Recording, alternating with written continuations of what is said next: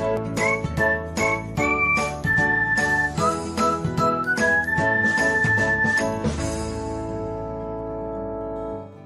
everyone, welcome back to another episode of Technologyglance.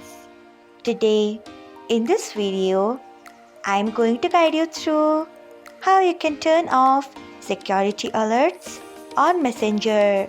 So, let's get started. Firstly, open Messenger app in your device. Then tap on three lines icon. Next, tap on settings. Then scroll until you find privacy and safety. Then tap on it. Next, tap on end-to-end encrypted chats. Then tap on security alerts. Then turn off it by tapping on it. So, this is how you can turn off security alerts on Messenger. Thanks for watching. If you found this guide helpful, we would love it if you hit the thumbs up button below. We upload great new tech tutorials like this one every day. So do not forget to subscribe to our channel and hit the bell icon so that you'll never miss another update.